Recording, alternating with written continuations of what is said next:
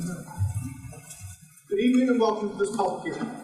My name is John Hutchison. I'm a Senior Policy Advisor in the Department of Environmental Protection, and I'll be serving as the hearing officer for tonight's public hearing.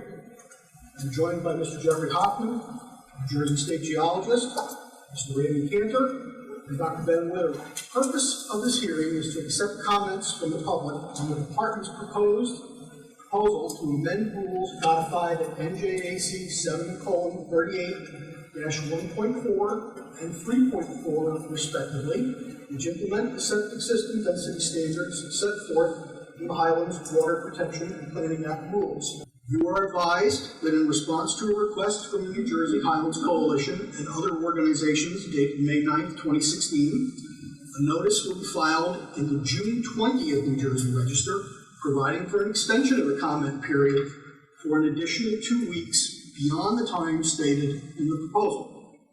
Therefore, the deadline for submission of written comments to the Department on this rule proposal is July 15th, 2016. The Department is proposing amendments to the septic system density standard in the Highlands Water Protection and Planning Act rules in Chapter 38 of Title 7 of the New Jersey Administrative Code. The Department's Highlands rules apply only in the preservation area of the Highlands region, and they establish a permit program and environmental standards for the development in the preservation area as required under the Highlands Water Protection and Planning Act. Where development is not otherwise authorized pursuant to a Highlands Act exemption or waiver, the septic system density standards are applied through Highlands permits known as Highlands Preservation Area approvals in order to limit the amount of septic effluent that may be discharged into the groundwater in a particular area for the purposes of preventing degradation of the water quality. Under the current provisions of NJDEP 7:38-3.4b, there are two septic system density standards.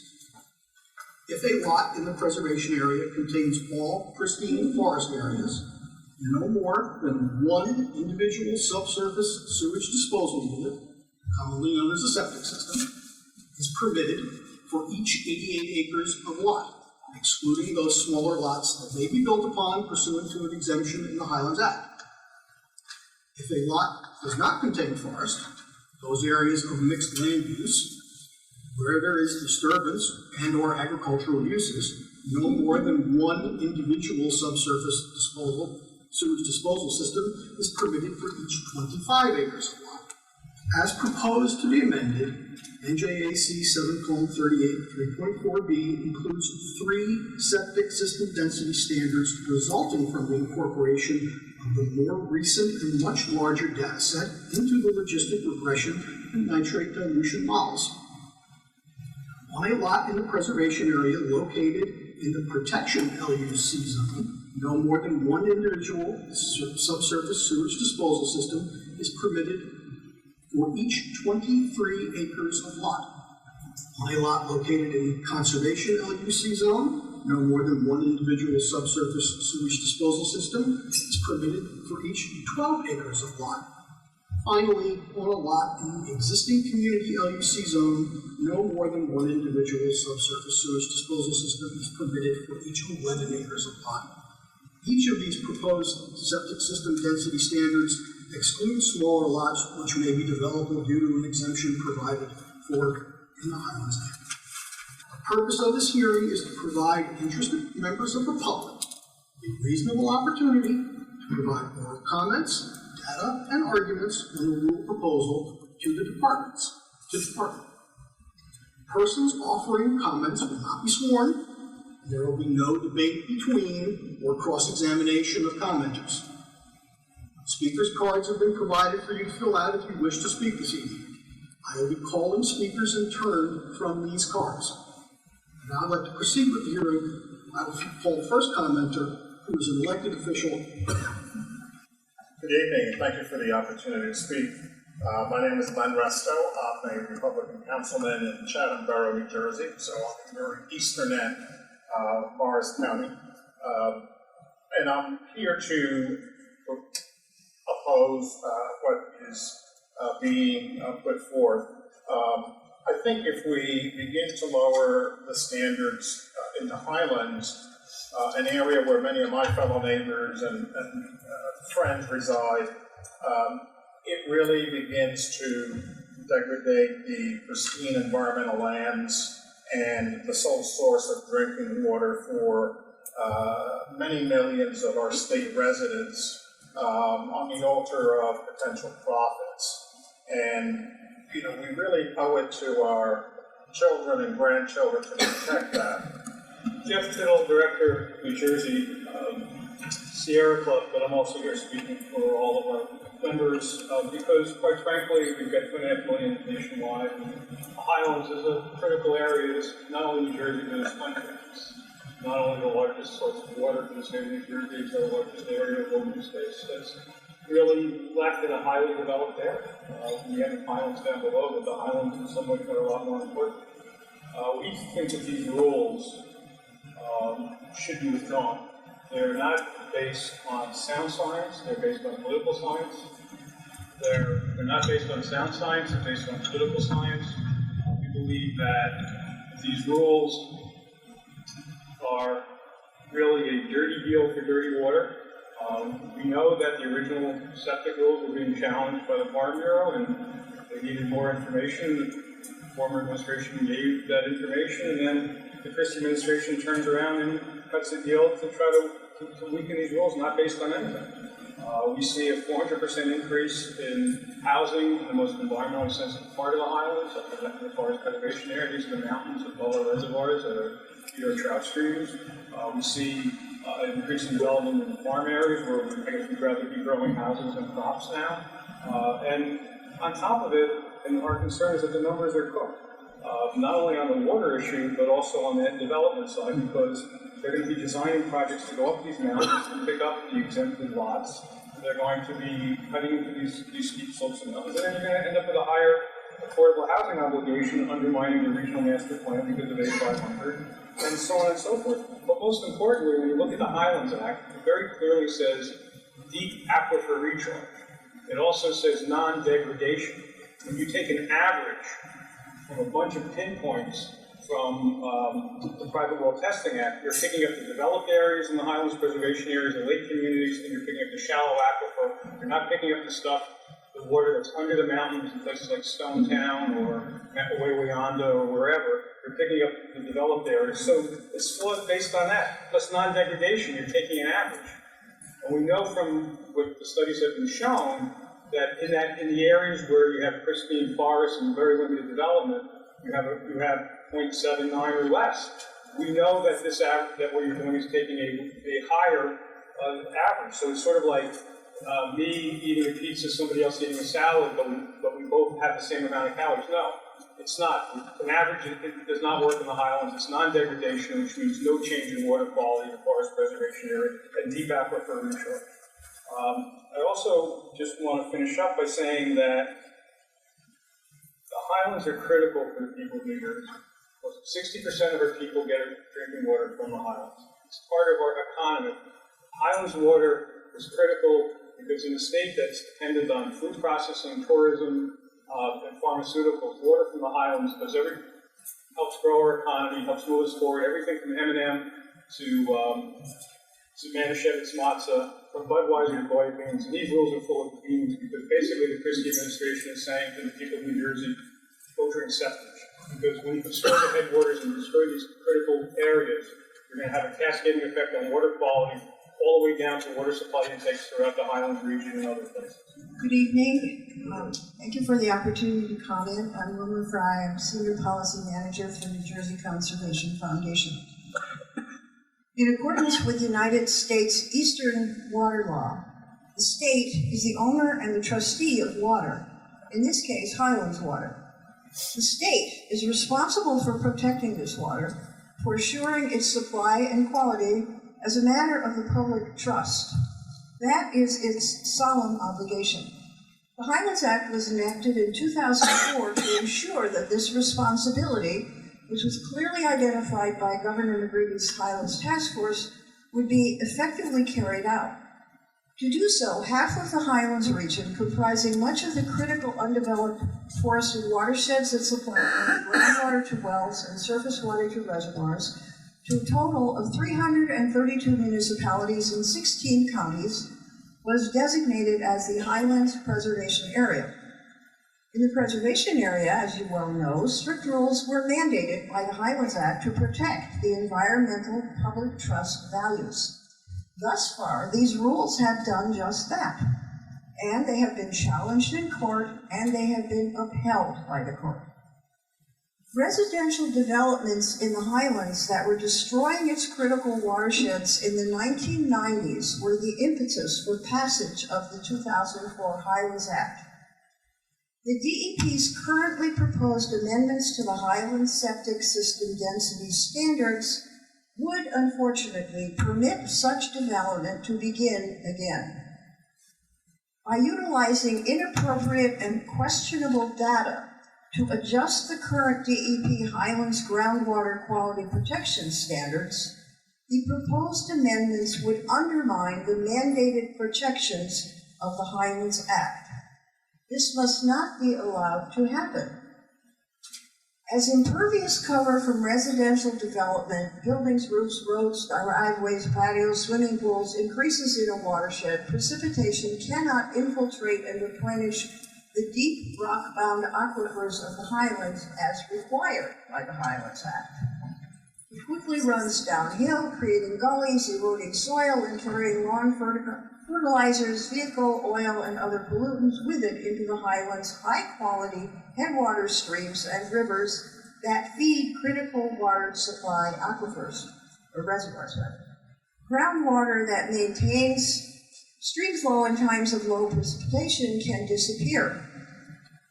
Unfortunately, the proposed rule also undermines the Highlands Regional Master Plan, including its build-out analyses and appropriate affordable housing allocations based on the analyses. Finally, there are thousands of pre-existing vacant lots in the Highlands Preservation Area that were created prior to passage of the Highlands Act, and each of them is permitted the construction of one new residential unit. Construction on these existing lots alone would have substantial impacts on Highlands water and natural resources. Their number must not be increased by implementation of these proposed changes to the rule.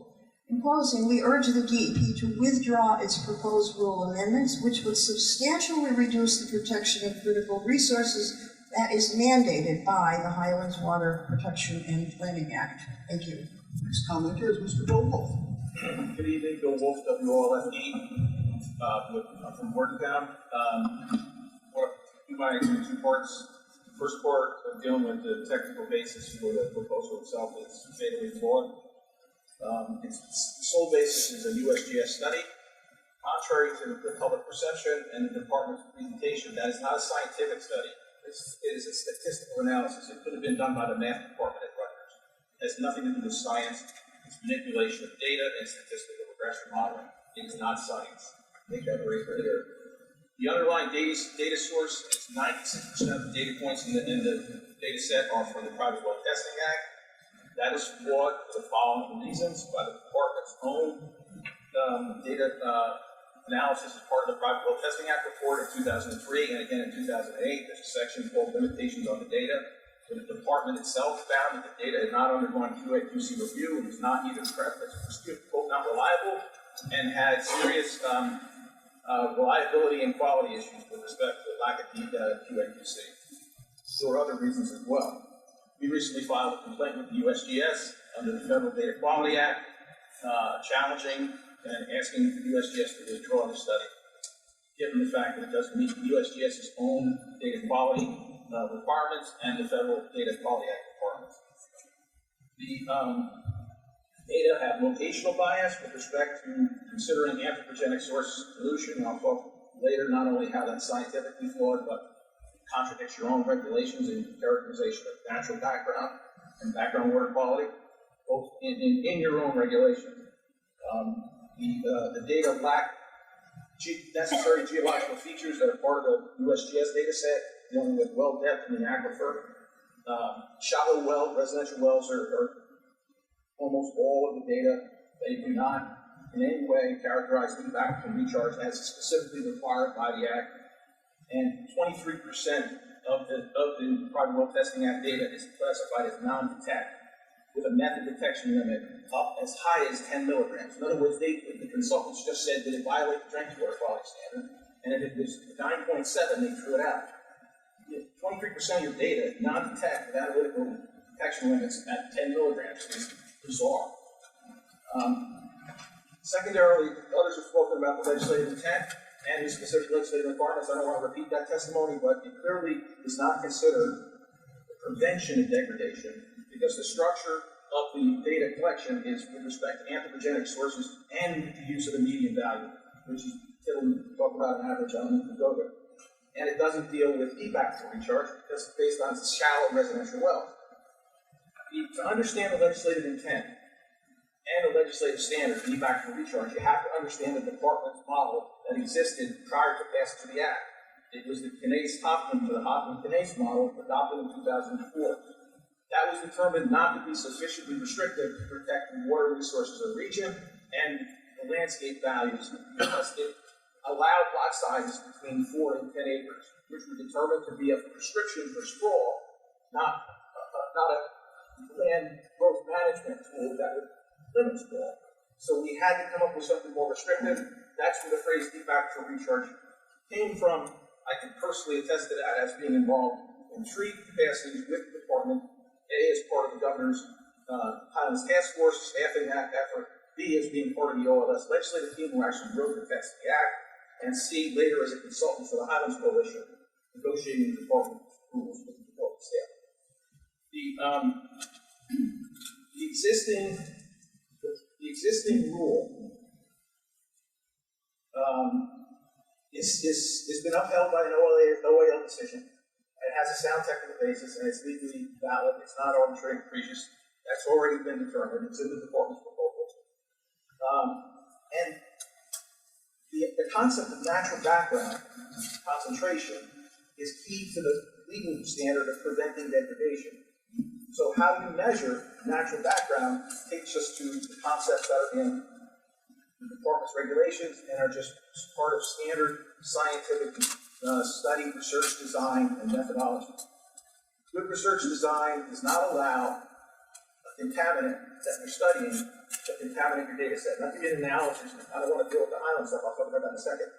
But the department recently did a study of hazardous air pollutants in Patterson. And when they wanted to establish a background concentration, they didn't look at Newark, Jersey City, Camden, and Trenton, because the sources were mobile sources and industrial sources. They went to a place in Chester to pick an area that was not influenced. All right, so you have what's called a reference condition.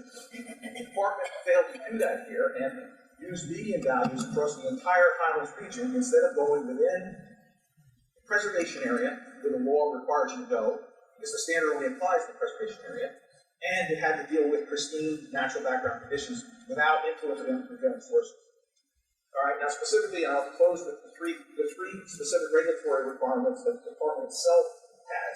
The groundwater quality standard 7.9C1.4 had a definition of background groundwater quality. And that says that that's the water quality, quote, upgrading of discharge, but not influenced by discharge. So your own methodology in the study, USGS's methodology in the study, violates your own regulatory requirement for characterizing background water quality, which you wouldn't let a permit applicant get away with.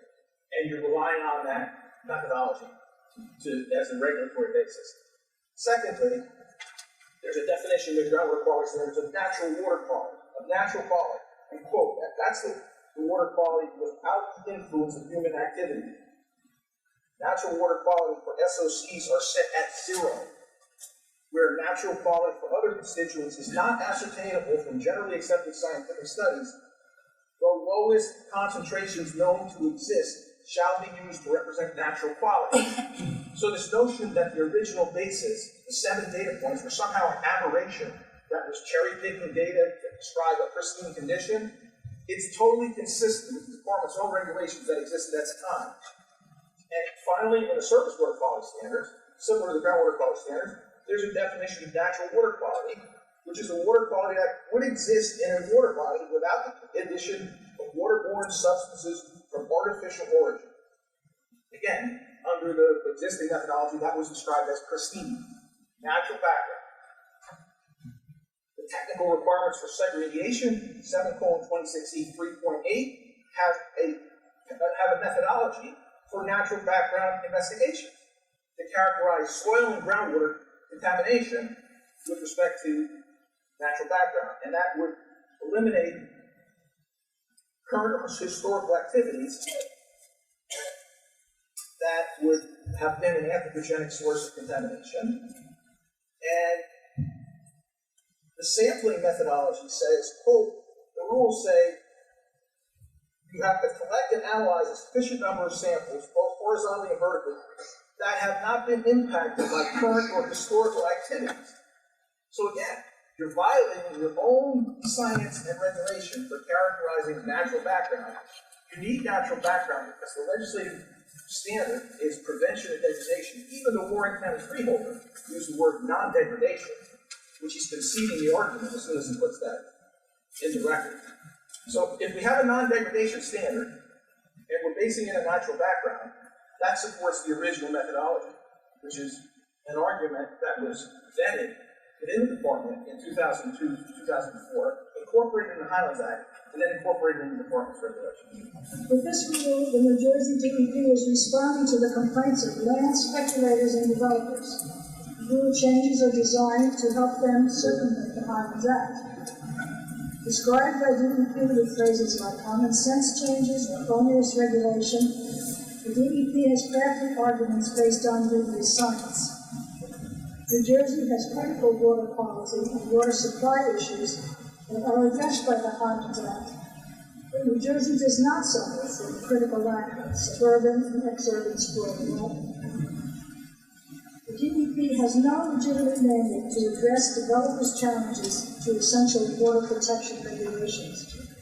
On the contrary, the state is charged with protecting its water supply as a matter of the public trust. DEP should focus on redevelopment as opposed to new greenfields development in the highlands. Remember, once a water resource is lost to development, it is lost forever. The contiguous forests of the Highlands Preservation Area act as a natural, cost-free water filtration system.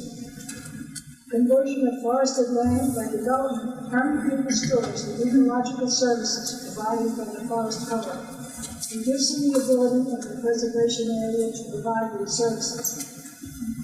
This natural forest filter reduces the need for expensive chemical treatment of water supplies.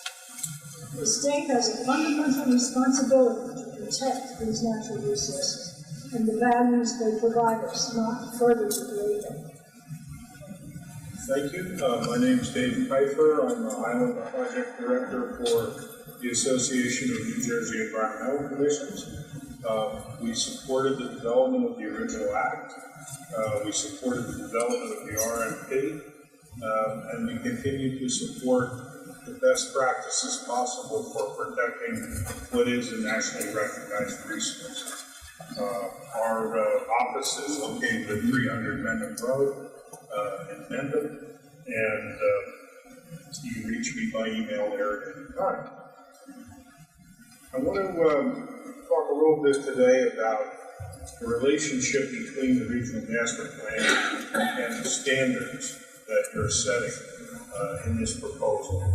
One of the most interesting things is that the regional master plan is in an uncertain position as the standards shift. There is a legislative requirement for the regional master plan to be based upon, comply with, and implement the environmental standards adopted by the Department of Environmental Protection in sections 33 and 34 of the Act. That's in section 11 of the Act. We believe that changing the rules as proposed will basically alter the basic carrying capacity analyses that were used throughout the development of the regional master plan, and that you have conflated somehow, and this was in the previous rule as well, minimum lot size with allowable density. We're not looking necessarily at a lot size situation. There are other land use community zones that are not addressed. There's a lake community zone, a very sensitive area, conservation environmentally constrained subzone, and an existing community environmentally constrained subzone. Now, one of the things to remember is that when you use like the nitrate dilution model, what you will tend to get is the greatest densities on the best apple. That's because there's more water in it. And the fact is that from a policy perspective, we have a very difficult choice to make, whether we allow development on those aquifers or we preserve them for the future. What we believe right now is that what we're seeing is the beginning of a recipe for sprawl in the Highlands, and we call it to withdraw the proposal. I was born in the Highlands. I've been here for considerably more than 60 years. I've been in government and politics since the Johnson administration, the Lyndon Johnson administration, not the Andrew Johnson administration. I want to make that clear. I think we've cleared the air some here. We're talking about water, we're talking about nitrates, we're talking about septic, we're talking about land speculation. We're talking about taking land and adding value to it. Similar things have happened in the Highlands in the past. We're going to build the Cox Island Dam. And some places way up in the Booties in the back of Sussex County suddenly became very valuable. People bought them to build marinas. Well, we can get the lake. The guy got stuck with the land. We were going to have Arnold Palmer Championship golf courses in Rockaway Township. A lot of land values went up there and increased property taxes. And we didn't get that. But we're not talking about land spec. We're talking about the Highlands that was another part of New Jersey. I want to talk about the streams that run out of the Highlands every day and come back in with nourishment for the Highlands that we all do. Those streams are like Route 80 and 287, 78, Route 10 and Route 23 and 208. And they take people who work down in the rest of New Jersey every day, take them in the morning, and at night they come back with the nutrients the islands need. That is to say, cash. That's where most of the people, we have a bedroom community up here. And yeah, you know, it'd be nice to help the people who want to speculate on land up here. The fact of the matter is we supply water to 7 million people in this state. And you can't have the kind of density and jobs and businesses that we have in the new Gold Coast along the Hudson River and in the new communities like Morristown and Montclair that are on the public transportation corridors without good water. It's the Highlands Water Protection and Planning Act. There's nothing in there about speculation. There's nothing in there about, gee, isn't it a wonderful thing that we can use more septic systems. We're coming up on the third decade of the 21st century, and we're talking about increasing the amount of septic systems we can use in by far the most densely populated state. I'd like to also point out one thing. You know, you guys got trouble with numbers here. Wolf went over 3 minutes, and you guys did the same. One more thing. This thing is reverse engineered. If you want to take a poke in the eye at the Highlands Act, you find a study here, you find a study there, you get some in, put the whole thing together. That's the way it works. Working backwards is perfectly logical. You're working from the front, the explanation the gentleman gave at the beginning. Very hard to digest, but it works better backwards. Thank you for your time. Appreciate it. My name is Elliott Ruga. I'm the Policy Director of the New Jersey Highlands Coalition. I want to thank you for accepting our request and extend the comment period by 2 weeks that 17 other organizations signed on to, that you had not accepted our request to have other hearings, including in the parts of New Jersey that rely on Highlands water. Because of that, and because of other reasons, including this rule proposal, one questions whether the New Jersey Department of Environmental Protection understands the value of the resources the department is responsible to protect on behalf of the public. 415,000 acres in northern New Jersey. contiguous or nearly contiguous forest, the Highlands Preservation Area. It is hugely valuable. It is improbable that it is located in the more densely populated northern half of the most densely populated state in this nation. Our economic stability and the economic stability of generations that follow will depend upon the integrity of that forest. The Highlands Act was passed in order to protect this resource from the encroachment of development. The development pressures are intense, and change in this rule is about those development pressures. The Highlands Act requires policies of non-degradation by adding more septic effluent in this forest will degrade that resource. The courts have upheld the validity of the Highlands Act, and specifically this provision. There is no reason to add further to what the Highlands Act is meant to protect, except to bow to those development pressures, which is going to further degrade this resource. If you combine this with the recent proposed changes to flood hazard area rules, stormwater rules, water quality management planning rules, and now the Highlands Act, this is a huge giveaway to the very narrow development interests and not responsible to the people of the state. My name is Nick Tomiak. I live in Parsippany in the planning zone. And from what I hear, it sounds like you're trying to turn the preservation zone into the planning zone. I find it ironic that Governor Christie, who was a U.S. attorney for the New Jersey district since the beginning of his administration, has been slandering and attacking the Highlands legislation, and it seems like he has no forethought of the future at all. And I can't even believe the man could even say he loves the state of New Jersey.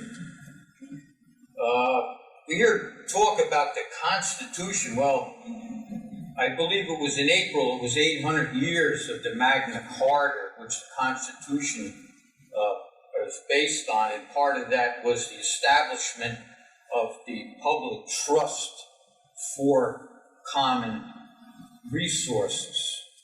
So it's not about the economy, it's not about somebody's property, it's about sustainability. The violation of the public trust doctrine by the very agencies designated for their protection. The New Jersey Highlands Water Protection Act was passed by overwhelming majority of bipartisan legislations in 2004. This law stands as a definitive affirmation of the public trust doctrine, a foundation of our culture and law. This doctrine goes back 2,000 years. We seem to have lost that in our values. Our New Jersey, I would say, is already developed enough, and we need to grow or develop depending on how you would interpret the road. But I would say we're at the limit, and the Highlands should be left alone. Ryan Bolton, come from about an hour north of here in Ringwood, New Jersey. Didn't have time to gather all my thoughts, but I will say I was born on Ringwood Lake. I lived there for many years, went to school, lived in the city for about a decade, and then moved back to Ringwood, which for those of you who don't know is, at least as far as we think of it, right in the heart of the Highlands. Got the Montague Reservoir.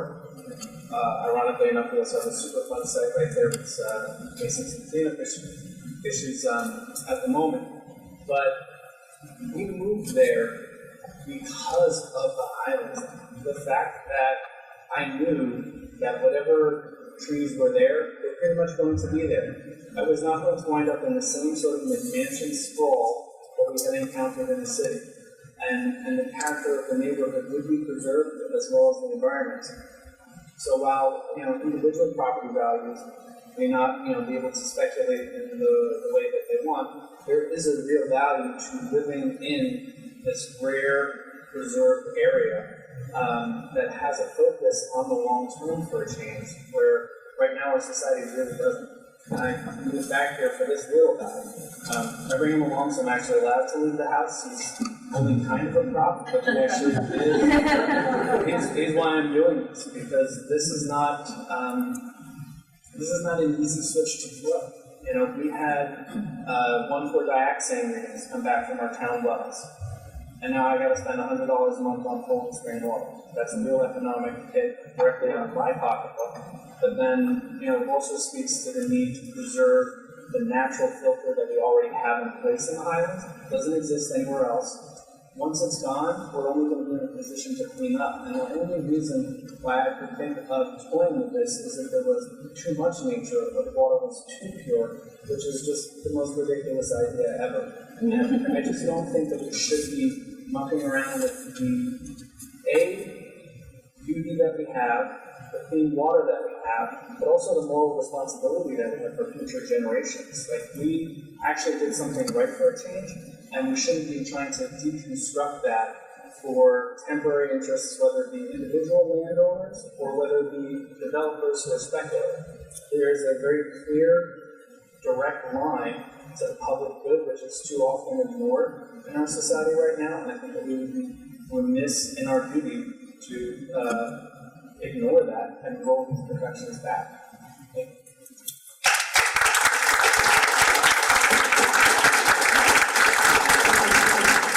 This is kind of follow the kid act, right?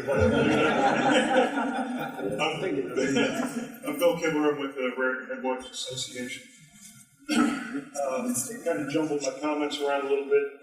Put them in 3 minutes, I'll submit the rest in written form. Raritan Headwaters Association is a watershed association. We cover about 470 square miles of Morris, Hunter, and Somerset counties. I mention that because back in 1974, the Raritan Headwaters Association began a program for testing water quality in private wells. Doing it ever since. It's the oldest private well testing program in the country. We recently completed a long-term trends analysis that demonstrates that groundwater quality in our watershed, 2/3 of which is in the Highlands, has been steadily degraded over the past 30 years, at least with regards to coliform, arsenic, and nitrates. DEP is already failing to protect natural groundwater quality. And Bill, one of the earlier speakers, Bill Wolf, spoke to you about the importance of natural groundwater quality. Relaxing septic density standards can only increase the levels of those constituents in the Highlands and ensures that groundwater quality will continue to degrade. How can DEP meet non-degradation standards with the proposal that's on the floor today? How can DEP ensure that they're meeting, or that they're maintaining natural quality of groundwater? I'm going to put a couple of questions on the table and I'll leave the rest for my written comments. I'd like to know from the department what's the expected impact of this rule change on concentrations of contaminants in groundwater other than nitrates. This will have unintended consequences and they won't impact just nitrates. How will this rule change impact contaminants regulated pursuant to the New Jersey groundwater quality standards? What steps, if any, has DEP taken to ensure natural groundwater quality is not degraded in Class 1A groundwater areas in the Highlands as a result of this proposal? At its heart, the Highlands Act, like most environmental statutes, is a public health act. It's not about hugging trees. It's about human health. In this case, it's about ensuring that the people of the state of New Jersey have an adequate, safe drinking water supply. Because of our concerns, and others that I'll submit later, Raritan Headwaters strongly opposes this proposed rule change and advises the department to withdraw. If DEP has time on their hands, how about completing and releasing the State Water Supply Master Plan? Thank you. I speak as coordinator of Franciscan Response to Fracking Group based in the Pompton Lakes. And on behalf and in coordination with members of our organization, Sustainable West Milford, Highlands Preserves, and Coalition Against Pollution Pipeline. Many of us worked hard to see the realization in 2004 of passing and signing into law the New Jersey Highlands Water Protection and Planning Act.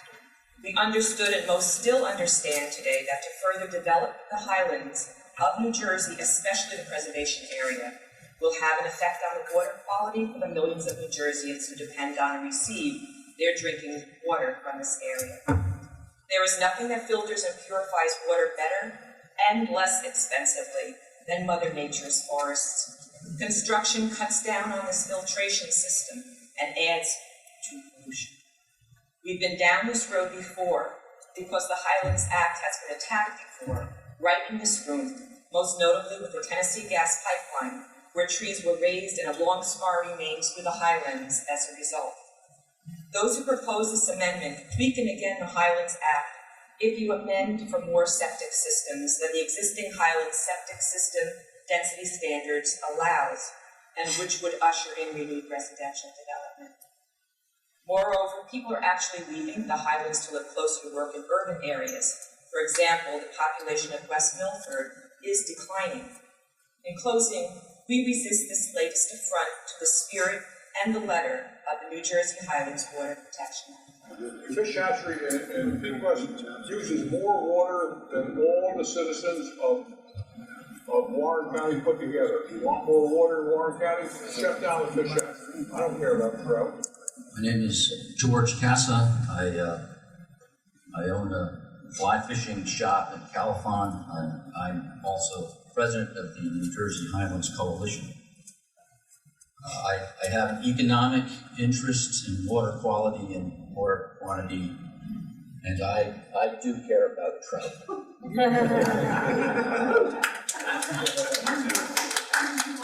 I don't care about trout necessarily for the recreational value. What I care about trout for is because what's good for trout is good for people. If a trout population can survive naturally in water that is coming out of the ground in the most densely populated state in the Union, I think it's a miracle. I also believe that when you can buy a gallon of drinking water and a gallon of gasoline at about the same price, we have to be concerned that there will be economic interests, dangerous economic interests attempting to gain control of this increasingly scarce natural resource. If DEP feels that it's okay to sell timber commercially, why would they not think it might also not be a good idea to sell water commercially to the highest bidder? My main concern with this rule proposal has to do with the fact that we have 31 draft completed wastewater quality management plans that have been submitted to DEP. Only 6 have been adopted since the RMP has been in force since 2008. There are 25 pending wastewater management plans.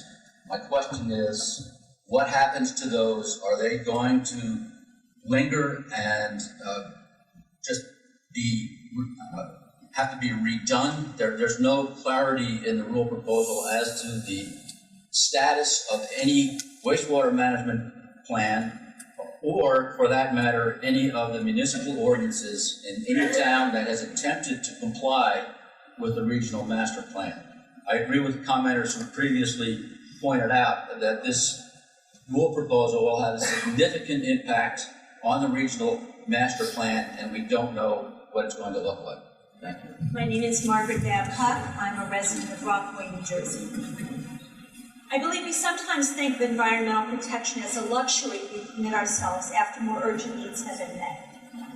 If we are thinking of preserving beautiful vistas or outstanding recreational spaces, perhaps we would be right.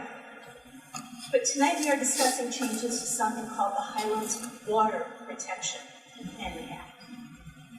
Flint, Michigan is a sad reminder of how wrong we can go when we believe that our primary human needs are economic. Like all living things, our most essential needs are biological, and fresh water is not a luxury. Many people who live in New Jersey will never set foot in the Highlands.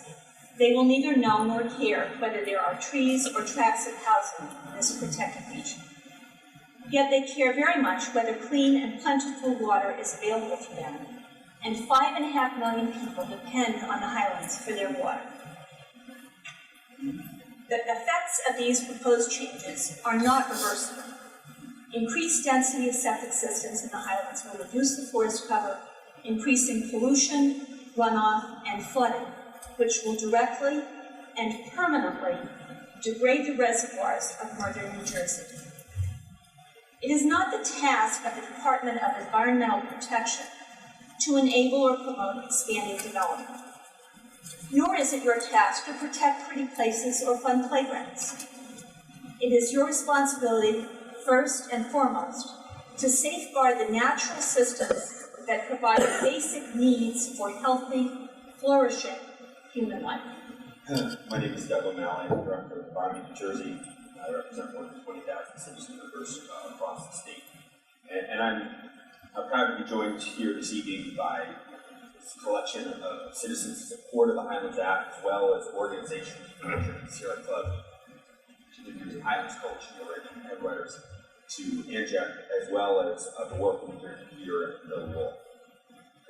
Clearly, we've seen debates on the Highlands Act before. More than 12 years ago, there was a spirited legislative battle that occurred on whether New Jersey should protect the Highlands region. And it was a spirited battle for many reasons, but the most important is that more than half the state depends on our drinking water here in the Highlands. And if we look at the past sources of water in the state, some of those sources we no longer can use, specifically urban reservoirs. The importance of having the drinking water in the Highlands was the reason why the Highlands Act was passed more than 12 years ago. Quite frankly, any changes to the Highlands Act need to go through the legislative process. What we're seeing right now is that Governor Christie has clearly said, from early in his campaign, that he wants to dismantle the Highlands Protection Act. And these rules are following through on the governor's explicit promise to weaken the act. I want to quote explicitly from the governor's statements here in the Highlands of Westfield from the town hall. He doesn't really hold those very often anymore. He said clearly that his strategy was to weaken the rule through regulatory means. I quote the governor. The Highlands bill, if it had actually been implemented the way it's supposed to, may have not been the worst idea in the world, but close. But the way it was implemented was clearly one of the worst ideas by Democratic legislators. I can't change the law because the legislature won't change the law.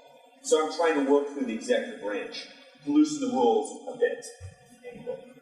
Clearly, this rule is part of that strategy to loosen the rules a bit.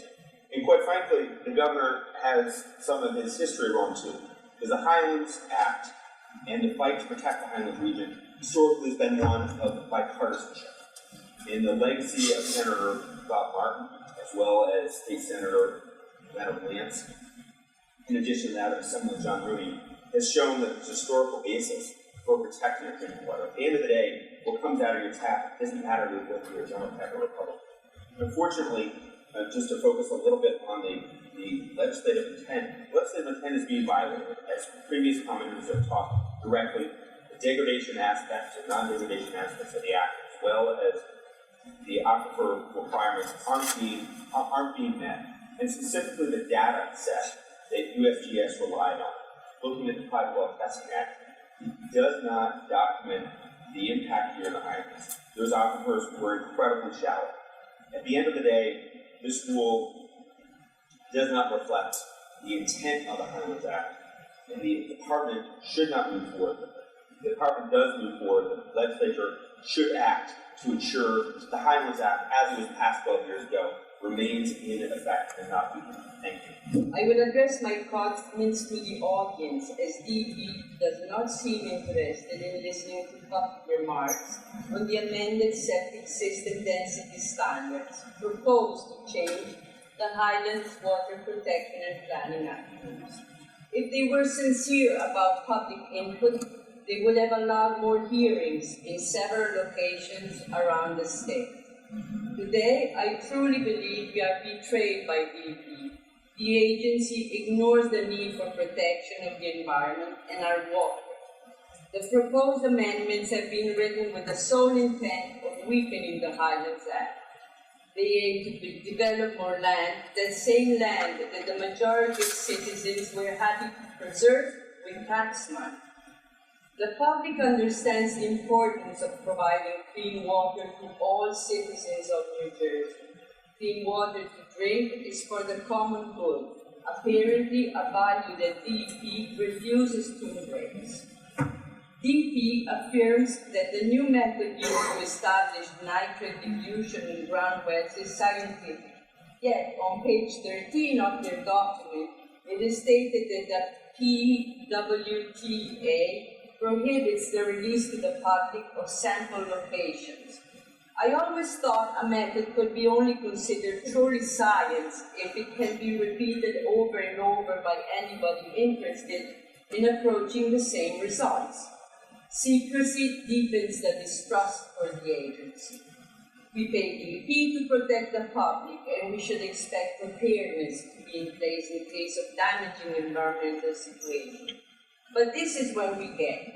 Contaminated water in schools, superfund from industrial toxic waste in the Highlands aquifers, and tractor trailers spilling loads of liquid detergent in C1 stream.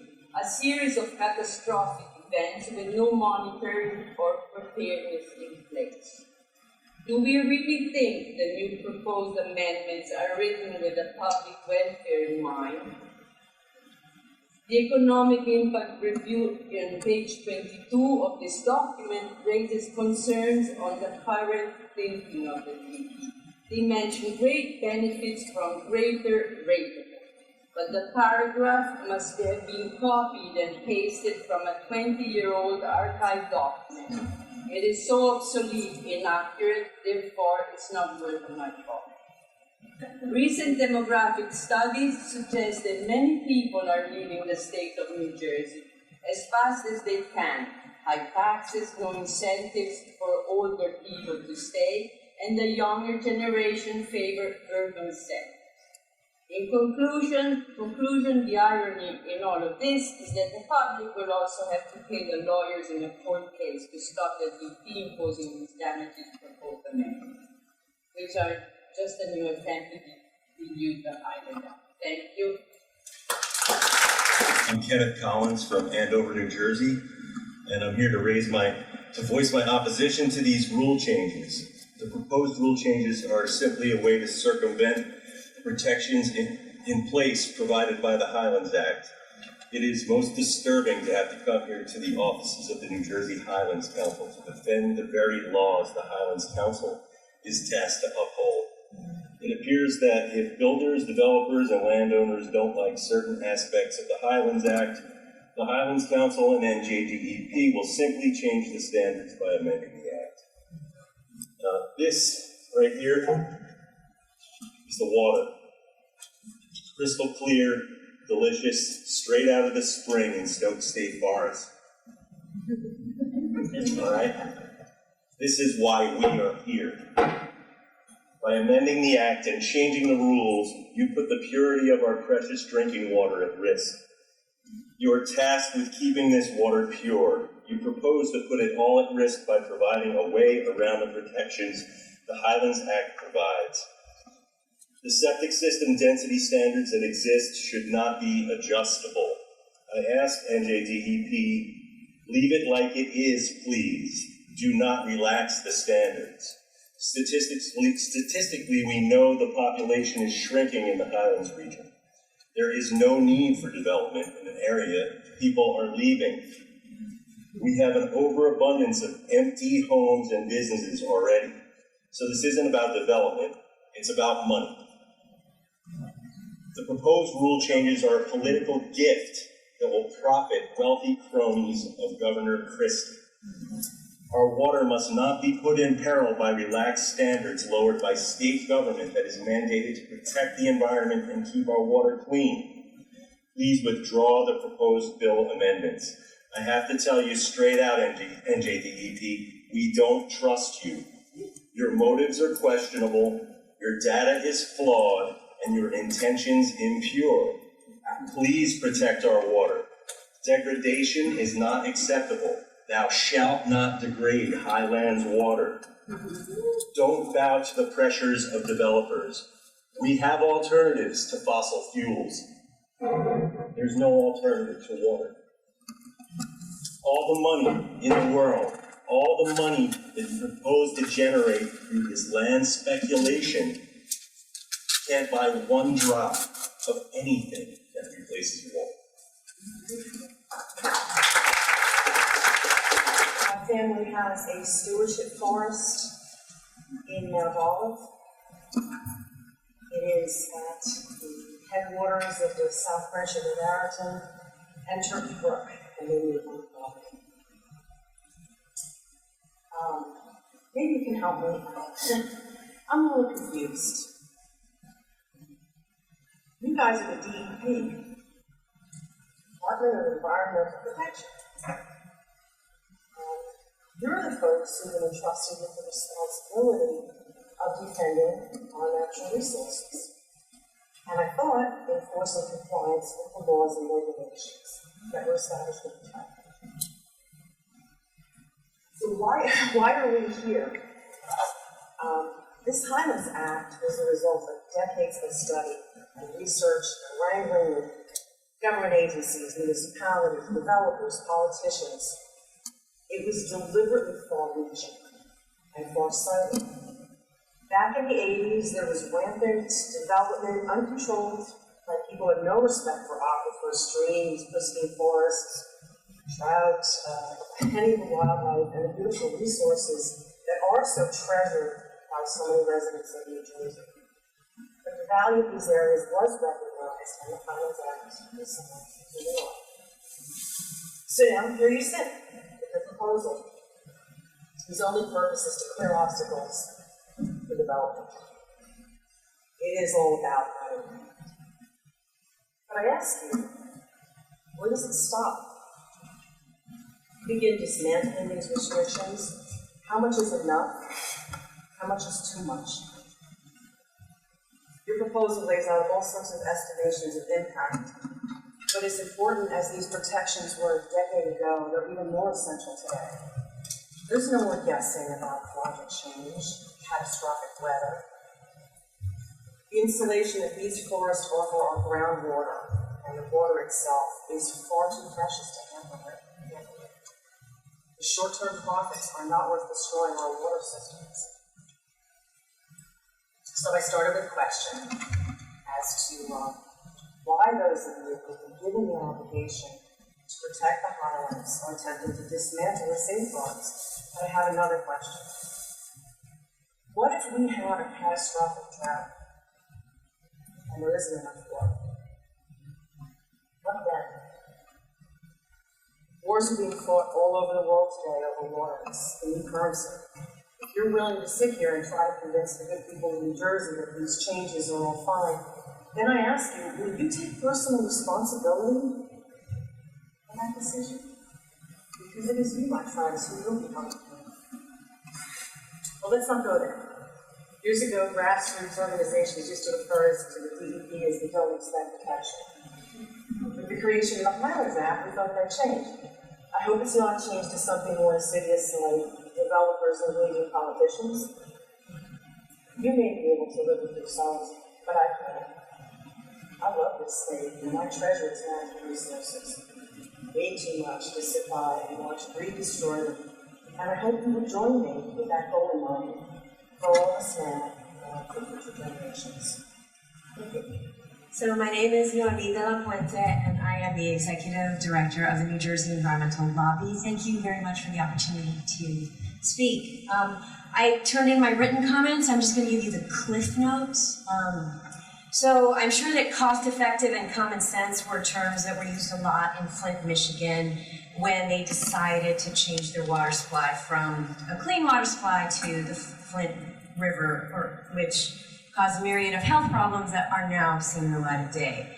I'd like to quote from the DEP Highlands Water Protection and Planning Act guidance website. Quote, the Highlands Water Protection and Planning Act, NJSA 1320-1 at sequence, protects drinking water for over 5.4 million people and helps preserve New Jersey's dwindling open space. So, okay, 5.4 million people. We heard earlier from one of my colleagues that maybe it's 7 million, whatever it is, just give you a sense of proportion. Flint, Michigan has 102,434 people. So we're talking about an order of magnitude 50 times or 70 times the number of people depend on Highlands water and depend on the Flint, Michigan water supply. So just ratchet up whatever's happening in Flint up 50 times. The last note I'd like to leave you with is from the Water Supply Master Plan Executive Summary of 1996. Northeastern New Jersey provides clear evidence of one major success for the 1982 plan. So there was a plan.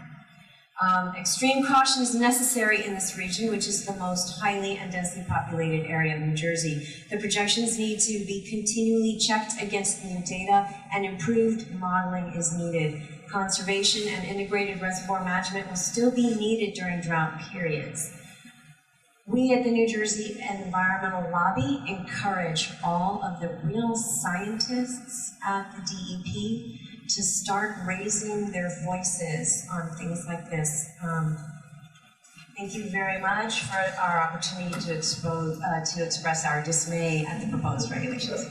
Hello, my name is Katie DePinto, and I live in Chatham, New Jersey, in Morris County. And I didn't come with many notes, and I was actually very moved by so many speeches here tonight. I just want to say that there were some really amazing things said. The most important thing I want to say is that water is just such a precious resource that we need to respect and conserve, just like oil, and we don't have an infinite supply. When I walked into this building, I saw that sign, "No shall not degrade Highlands water," and I thought, oh, that's just so simple and so true, and yet here we are. So given that this is the credo of the Highlands Act, I have to ask, well, how could you blankly consider development, when something like this is so precious and so dear and so necessary?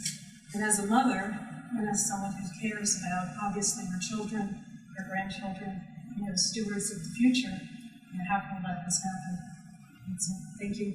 Good evening. Thank you for taking the time to listen to us. My name is Dawn Ferguson. I am a Morris County resident.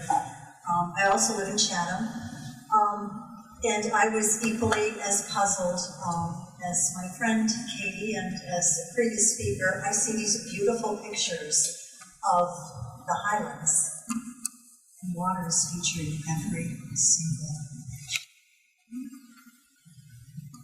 There's no replacement for the water that we're potentially putting in harm's way by enacting a change to a plan which is set in place to protect this incredible gift. That was not our doing, that we just were blessed. I am sensitive to the landowners, and we don't know why they weren't compensated for their sacrifice, for their voluntary sacrifice. That should be addressed by our state legislators, by our government. But I would like to show you a map. This is a surface water quality overview. And if I could show this to everybody and magnify it, you would see all of these pink streams represent C1, Category 1 water, which is water that sustains drought. There's a lot of it up here. We are the garden state, but not the garbage state. And whatever beauty we have, as represented in these photos, needs to be protected, and it's incumbent upon our Environmental Protection Agency and our legislators to make sure that they are protected. we should resist the urge to develop any more of New Jersey's highlands. It is becoming increasingly prudent to protect both our freshwater resources and our wildlife. Regarding water, climate change is causing drought in California, and that state's water is disappearing. California has been responsible for 30% of the country's agriculture. Moreover, the Ogallala Aquifer, which has supplied another 27% of the country's irrigation water, has been overdrawn for so long that it's going to go completely dry in a year now. Hence, it is critical that the United States prioritize the protection of all remaining freshwater sources in the country. Since the Highlands is such an important freshwater source for our state, we must therefore protect it. In addition to our freshwater sources, our wildlife has been declining. We must think twice before permanently wiping out species that have been diverging from their closest living relatives for 10 million years, or what have you, within the comparatively fleeting length of a human lifetime. Besides endangered species, it is important that common species also remain common, as different species populations need to have different ratios of abundance in order to keep an ecosystem functioning. We must stop the gradual creep of natural area loss at some point, or we will lose all such places. The human population worldwide has grown by about 3.8 billion people since my birth in 1972, from 3.6 billion to the current 7.4 billion. This has put enormous pressure on wildlife because of the agricultural land, water, landfills, mining, logging, fossil fuels, pavement, and other things necessary to sustain this many humans for their entire lifetimes. Furthermore, while the population growth has been slowing, it is no longer thought to be the case that the human population will ever cease growing on its own. We must, of course, address the population growth and rising per capita resource consumption that is fueling the drive to develop more natural areas. However, we also should be reining in any increased land use at the same time as well. The Highlands provides habitat for over 200 bird species. A study that was published less than 2 weeks ago cites that 37% of North America's bird species are now in danger of extinction. Habitat destruction continues to be the largest cause of bird decline. Developing the Highlands would further decrease bird habitat. It would also decrease habitat for 72 endangered, threatened, or rare animal species and 137 endangered, imperiled, or rare plant species. In light of these facts, I would like to point out that in large contiguous areas of habitat, such as the New Jersey Highlands, one loses species diversity exponentially as one loses land area linearly. Moreover, conserving natural areas is not just about being able to hike in the great outdoors. Natural areas continue to have tremendous importance for scientific advancement. Biologists routinely study species for bioprospecting, where chemical compounds isolated from fungi, plants, animals, and other kingdoms of organisms are tested for biological activity. Furthermore, having species increases our knowledge about theoretical concepts in biology that are not appreciated by most people, but which nevertheless benefit them and increase our understanding of life. Natural areas allow us to learn about adaptive radiation, sexual dimorphism, speciation, competition, and coevolution, such as with flowers and their pollinators or fruits and their seed dispersers. We gain knowledge about the stability and structure of food webs, nutrient cycling, natural selection, sexual selection, niche formation, heterogenetic associations such as mutualism, parasitism, and commensalism, adaptations of organisms to their abiotic environment, different species interactions with each other, phylogenetic analysis, natural history, population genetics, ecological succession, social behavior in ants to birds, and other topics. Few members of the public, through either ignorance or foolishness, consider these things when development of natural areas is being considered. I urge you to cease development in the New Jersey Highlands. If it stops, we will have a far greater future payoff for everyone at the cost of foregoing a very short-term, lesser, one-of-a-time benefit for comparatively few. Thank you. I want to just say that I find it so troubling that DEP would continue to advance a rule proposal based on nitrate dilution, looking at that in isolation, and without considering all the ancillary impacts that have already been discussed. There's other groundwater contaminants that come with that. There's also then intrusions into pristine areas, stormwater, compromised habitat. And then we also have to address the broader policy issues in terms of affordable housing impacts and where housing should be located. My understanding from the Highlands Act too was that really DEP, we should all be working together to focus efforts on redevelopment rather than going into these pristine areas and promoting new development. But it seems to me that, if DEP is serious about, promoting a science-based approach to protect precious water supply while creating reasonable opportunities for economic growth and jobs, DEP, who's, you're charged with protecting resources for the whole state. Why are you not focusing efforts on crumbling infrastructure in urban and suburban areas that transport water supply? The Flint, Michigan situation has been referenced by many people. It just seems that, once again, the right hand doesn't seem to know or care what the left hand is doing, and you're looking at this, it's looking at nitrates in isolation without considering the cumulative effect of what goes along with it. And as the department, who, again, as a resident of the state, and I know many others who look to the Department of Environmental Protection to protect our environment and resources for us and future generations, your families, and it's unacceptable. Thank you. I'm Laura Mandel. I live in Warren Township, which is in Somerset County, and I've always been a lifelong resident of New Jersey and care deeply about having clean water to drink. And I'm very concerned about everything I've heard today, both sides of the room. All successful civilizations are based on the safety and quality of their water. Water is an elixir of life, and we just can't tamper with the natural filter system that we have, that the Highlands provides here in New Jersey. Should the Highlands Act get compromised, our water quality will surely be degraded. There may be short-term gain for a few, but very short-term, and going forward, what is here now will be gone. So I urge the New Jersey DEP to protect the drinking water of New Jersey, and going forward to also consider not only is it the drinking water, but the economy would be in deep trouble if our drinking water situation gets compromised. Our economy can't function without having clean drinking water to support it. So I also am very concerned about that going forward. So I do urge the New Jersey Department of Environmental Protection to live up to environmental protection that you're entrusted with, and please act in the interest of people in New Jersey. Thank you. Bill Wolf, 4 quick points. I want to note an irony that the proposal is not in accordance with Executive Order Number 2, with respect to pre-proposal procedures designed to, quote, avoid ill-advised proposals. Perhaps had there been a stakeholder process to this rule, which is so ill-advised, would have been abandoned at the outset. Second point is, recently re-adopted the Highlands rules without change.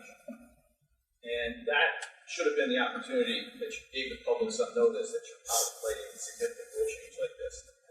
Because by re-adopting the rules without change, that's kind of like a bait and switch. That's problematic from a regulatory agency's perspective.